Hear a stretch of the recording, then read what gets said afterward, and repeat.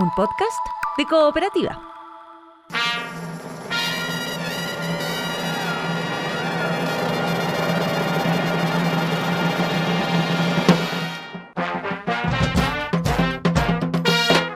Hola, esto es Salud por la Historia, un podcast que reúne las conversaciones que hemos tenido durante ya varios años con el dramaturgo Andrés Kalavsky. Diálogos sobre los pequeños y grandes momentos que forman nuestra historia. Hablamos de música, de inventos, de creaciones y decisiones que cambiaron nuestra vida, de aventuras y descubrimientos, de heroínas, héroes y villanías. Este es un podcast para entender cómo llegamos hasta aquí y suena como un brindis. Salud por la Historia.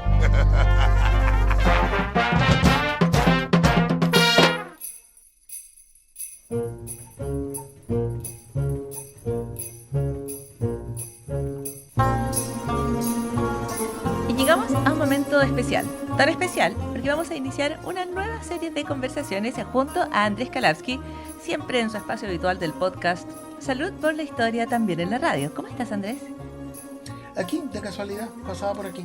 Exactamente, un accidente ha traído a Andrés Kalavsky hasta estas costas sonoras, y quizás por accidente nos hemos conocido, lo que nos ha llevado a pensar a que muchas de las cosas que creemos que son resultado de la cuidadosa planificación, en realidad son solo accidentes, a veces afortunados, a veces menos afortunados. Como el azar juega un papel importante en lo que vivimos, en lo que hacemos, en lo que pensamos, en lo que conocemos. De eso Andrés Kalavsky nos va a conversar en los nuevos episodios de este podcast. Andrés Kalavsky, accidental, casual allí tú.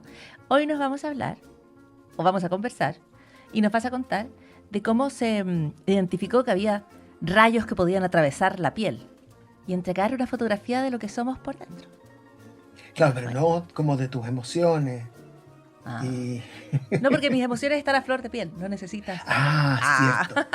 No necesitas rayos que las crucen. Ok, pero nos vas a contar de qué manera casual se llegó a conocer los rayos X. Claro, porque los rayos X están basados en experimentos anteriores a partir de los tubos de vacío, porque cuando uno tiene un tubo de vacío y le aplica corriente, la corriente se mueve mucho más rápido por el tubo de vacío. Y entonces esos tubos de vacío, que son los que estaban después, el mismo principio, el que estaba en las radios antiguas, en los amplificadores de guitarra. Y lo que da origen a esa expresión tan confusa que es la radio a tubos. Exactamente, la radio a tubos. La radio a tubos. Es que para mí un tubo fue siempre lo que algunas mamás llamaban ondulines. ¿Conoces esa expresión? Perfecto, para la cabellera. Exacto. ¿Ibas a decir para el cabello? Sí. Para el cabello. Bueno, ondulín va con cabello. No puedes decir cabello si no dices ondulín. Bueno, la cosa es que la radio a tubos, yo pensaba que era una radio como a tubos, a ondulines. Más no. No, pues estos son más delicados. Exactamente, son tubos distintos y además tienen esta capacidad, digamos, de empezar a operar de distintas formas si aplicas electricidad. ¿Eso? Exactamente. Okay. Y entonces, a partir de eso, de ese descubrimiento de los tubos al vacío, todavía faltaba para que aparecieran los amplificadores de guitarra eléctrica, pero que también a van a tubos. Siglo, claro. O sea, los actuales son digitales, pero los que suenan más bonitos siguen siendo tubos todavía. O sea, es que actualmente todo es digital, Andrés. Tú eres digital, yo soy digital.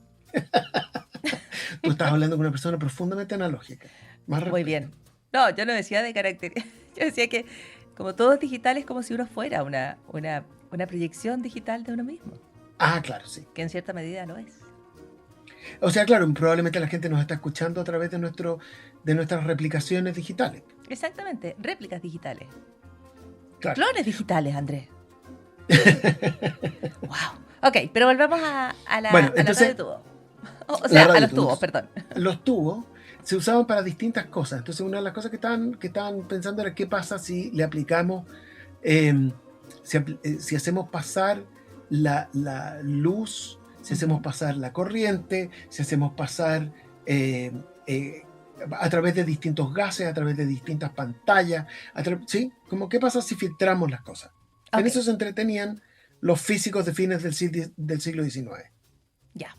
Vamos a ver qué pasa. Le ponemos corriente a un tubo y le ponemos algo delante y vemos qué pasa.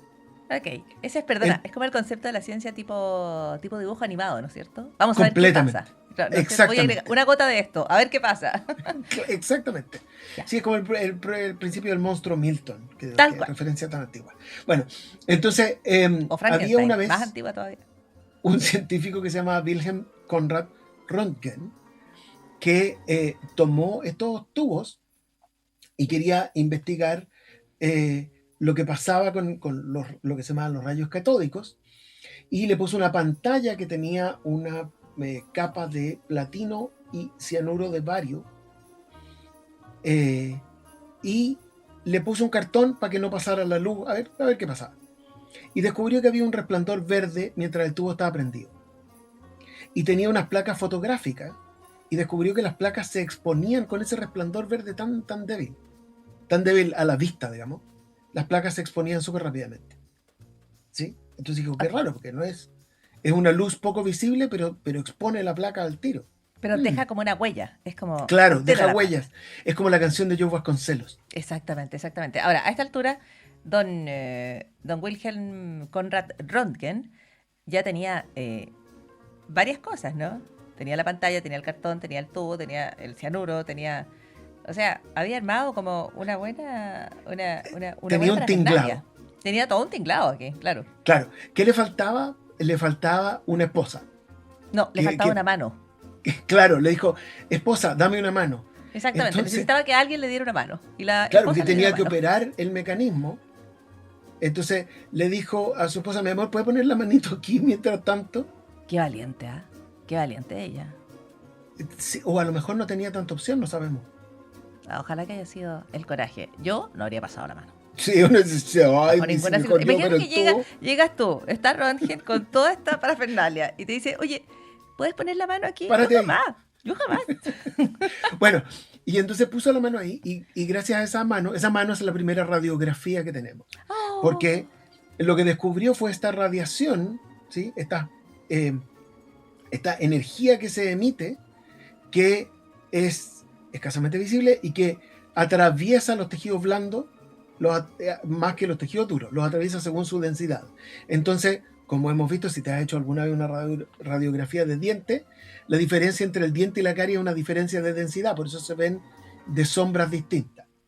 mm, O si te has fracturado un hueso, entonces uno ve que la piel apenas se ve como una marquita, mientras que los huesos se ven, porque son más densos que la piel, se ven más oscuros. Y absolutamente.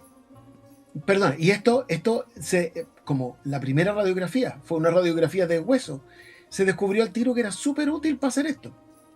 Para ver los huesos, cosa que no se Claro, podía ver o se podía ver muy malamente o solo en casos muy dramáticos desde el exterior, digamos, ya si se veía claro. el hueso, las cosas eran muy graves. Oye, pero antes, nada de esto parece casual.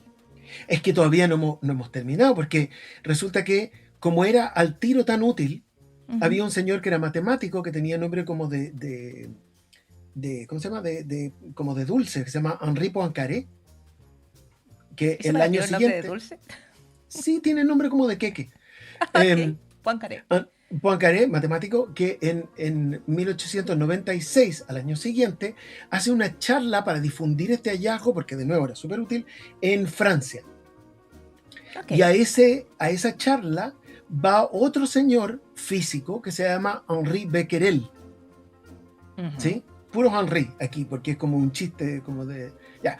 Entonces, eh, al pasar Poincaré para explicarlo, esta radiación que el señor Röntgen, como no sabía cómo llamarla, dijo, le vamos a poner, no sabemos, le vamos a poner como la incógnita de una ecuación, le vamos a poner rayo X. Y después Yo ustedes sabía, deciden cómo se llama. Pero yo el resto dijo, sabía, no, X es un gran nombre. yo sabía que rayos X era como una, una señal de misterio, un símbolo de Es un rayo, misterio. ponte tú, porque Es todavía no un teníamos, rayo, imaginemos cualquier cosa, es un rayo no claro, sabemos y le ponemos rayo X. exactamente, porque todavía no teníamos un modelo atómico que nos permitiera explicar el rayo X. Entonces, Extraordinario. Becquerel escucha que al pasar Poincaré hace una referencia a la fosforescencia. ¿Y por qué esto importa? Porque Becquerel había dedicado su vida y la vida de su papá, que había sido físico antes que él, a estudiar la fosforescencia. Entonces dice, a lo mejor hay una conexión entre la fosforescencia y los rayos X.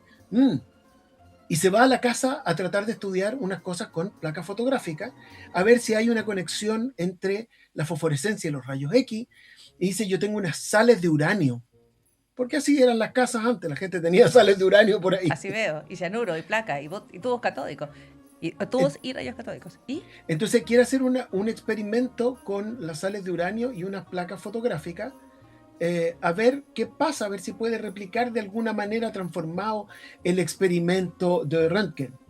Pero está nublado, porque en París está nublado siempre. Ujú. Entonces dice, ya pucha la cuestión, todo se arruinó. Y guarda las placas en un cajón con las sales de uranio encima, pero con una cuestión con forma como de crucecitas entre medio. ¿De Y cuando las casualidad? saca, un día en que cree que puede estar despejado para repetir el experimento, descubre que las placas fotográficas están expuestas. Y dice, ¿pero cómo? ¿Cómo están expuestas si esto no estaba al sol? Las sales de uranio emiten radiación, emiten rayos, que no son los rayos X. Y entonces acabo de descubrir una cuestión que es como los rayos X, pero es distinta, con las sales de uranio.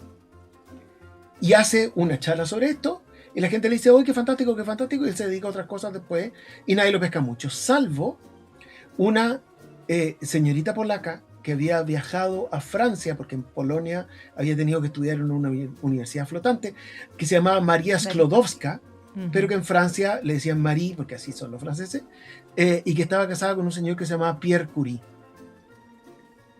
Y entonces Marie hace su tesis doctoral con Becquerel. Y Marie Curie es la que finalmente bautiza este fenómeno como radiactividad. ¿No es Y para qué te voy a decir, la impresionante? radiactividad ha cambiado nuestro mundo. Exactamente, exactamente. Pero también los modestos rayos X. Por Ahora, supuesto. es, O sea, es una serie entonces de coincidencias, de visitas, de accidentes, que uno escuchara una cosa, que el otro escuchara la otra, que finalmente llega desde los tubos de Röntgen hasta la radioactividad de Marie Curie. Ahora, yo creo que hay algo de casual, pero también hay algo de intención. O sea, claro, esto hay está en una el borde. disposición, claro, a experimentar, a escuchar, a sorprenderte, a decir, ¿y si yo hiciera algo parecido? Y que hay una serie de cosas entre un paso y el otro, y entre todas estas personas, que va terminando con una mejor comprensión del mundo al final. Exactamente. Y algunas recomendaciones. Primero, no guarde sales de uranio en la casa, ojalá. No, yo creo que no, tampoco. Ahora, a mí, yo lo del cianuro no dije nada, pero también me parecía muy mal. En general, si le dicen ponga la mano aquí, usted Tampoco. como diga, no, mejor yo, pero en la otra parte, tú pon la manito. Pero también, cuando un experimento sale mal, hay siempre una oportunidad, porque este señor estaba frustrado porque París estaba nublado, entonces en vez de decir, mejor me voy a vivir a una ciudad con más sol, guardó las cosas, y en vez de decir, oye, se echó a perder esta placa, hay que botarla, dijo, ¿y si? Y ahí hay mucho valor. Exactamente. Extraordinaria la historia. Qué bueno que le tocó París nublado, que le podría haber tocado con aguacero, que es aún peor. Y, No, claro. y solo sobre los rayos X, volviendo al inicio, ahora que todo es digital, ¿recuerdas haber tenido radiografías? ¿Haber encontrado radiografías en un cajón? Por supuesto. Porque se entregaban. Yo imagino que... No, ahora las entregan, pero te las entregan como en un pendrive, no sé.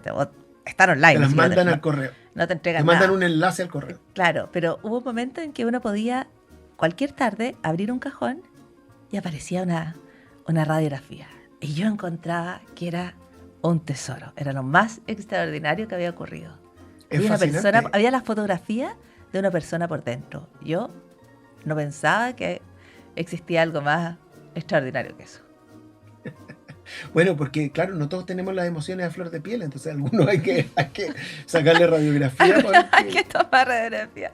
Andrés Karowski, maravillosa historia de cómo las ideas, cómo nuestra comprensión del mundo a veces, o también, o casi siempre, surge del accidente, pero sobre todo de la curiosidad humana.